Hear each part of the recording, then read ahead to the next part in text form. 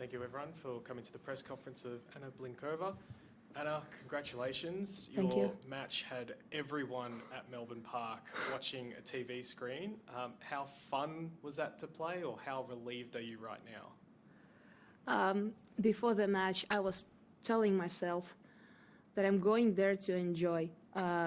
It was my dream to play on the Rod Laver Arena, and I was preparing myself to only have positive emotions on the court, no matter how the match goes.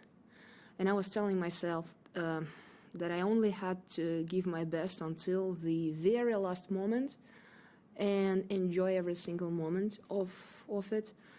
But of course, on the match, it was difficult to always stay positive. I had a lot of great moments, but I also had many frustrating moments. For example, all the match points that I couldn't convert.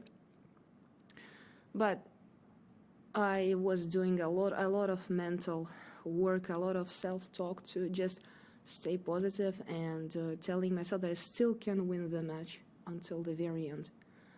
And I was trying to have a plan for every point until the very, very end, and this is what helps me to win. Question 6. Congratulations. Thank you. How much did the experience of playing Caroline Garcia last spring at Roland Garros help you today in terms of big court, big opponent, big occasion, and a loud crowd? Yeah, it definitely helped a lot. I feel like every time when I play on a huge arena like this, every time I get more and more experience and I'm getting more and more used to it. And when I played at the French Open against Caroline, the crowd was mostly against me, obviously. And today, they were cheering me up so much. They were incredible. And I loved it. I loved it, and my dream came true to play on Rod Laver on a full of spectators. And the energy was crazy, and I enjoyed it a lot. John, congratulations again. Thank you. You were playing a person who's won a Grand Slam title, who's been in the final here. You had match points in the third set, which you weren't able to convert. When it went into the tiebreaker, was there any time, was there a stage where you thought you'd lost it, or did you always maintain the confidence that you could win? Yeah, good question. I had negative thoughts coming to my head, especially when I could not convert my match points, and I was match point down on the return, and then I had a lot of thoughts. What if she serves well? What if she hits a big first serve? It's gonna be over. But I tried to push these thoughts away, and I was telling myself to cut the trajectory, accelerate the hand on the return. And I was telling myself to stay solid all the time, just to keep running everywhere and putting all the balls in the court. And when I had opportunities, when I had match points, I was rushing. My hand was shaking, and I tried to be aggressive, but I was making a lot of mistakes. But finally, I was able to stay solid in the last match point. I remember the last match point that I converted. I was in defense, and I think I hit 2 backhands, very short but very tough backhands, and I'm super happy that I put them in the court. Can you remember ever yourself watching a tiebreaker that went for that kind of length? Yeah, yes, a couple. Yeah, sometimes. I'm sorry. Not this long, probably. I heard that this is the longest tiebreaker ever. It's crazy.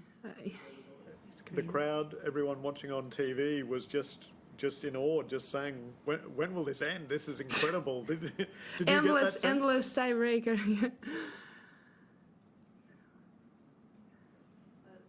In terms of what it took for you, we focus on the tiebreak, but what was the key for you to even get yourself to the point where you had match points on her before the tiebreak? What tactically and execution-wise did you do well tonight to put yourself in a winning position? If I have to say one word, I would say courage. It took me a lot of courage. I was going for it. I was trying to find the balance between being aggressive and being solid, not rushing, but trying to make her play one more shot. And I think in the second set, I became a little bit more defensive, so she could step forward and she could make me run, and she was aggressive. And in the third set, I was telling myself to be more aggressive, to go more for it, to hit harder, to move her, to make her move more. So it took me courage. It took me some certain calmness to stay in the present moment and to play point by point, no matter what happens in the point, just the point that I lost. You were talking about how your hands were shaking, your legs were shaking. I mean, obviously, you're a human in a very high stress moment in that. But tennis players are also incredible perfectionists who expect a lot from themselves. What kind of mental work or work that you've done in the last year or so to kind of, I know you talked about this, I think, in China, of trying to be calmer, or not calmer, kinder to yourself and allow yourself to kind of not be as hard on yourself, I guess, all the time. Did that help at all tonight? Yeah, I used to be a perfectionist. I used to never be happy with how I play. For example, if I win the point, not in the way that I want, not with a beautiful shot, I was not happy with that. And any point that I win is a good point. Any shot that I put in the court is a good shot. That's what I tell myself. And I've been doing a lot of mental work to not panic and to stay calm, to breathe, and to not be frustrated after mistakes.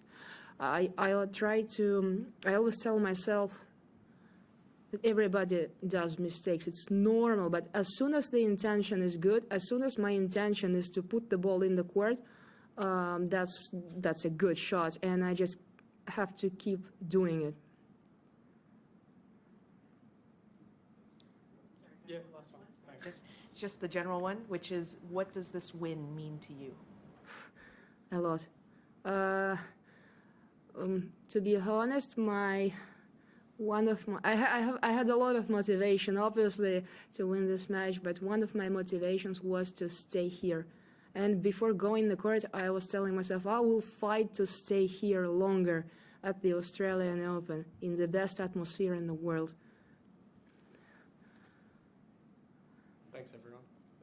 Wide World of Sports is your home of the Australian Open. With highlights of every match of the AO, the on-court interviews, and every day with the morning serve, you'll be ahead of the game. So click that subscribe button so you don't miss a thing this Australian Open.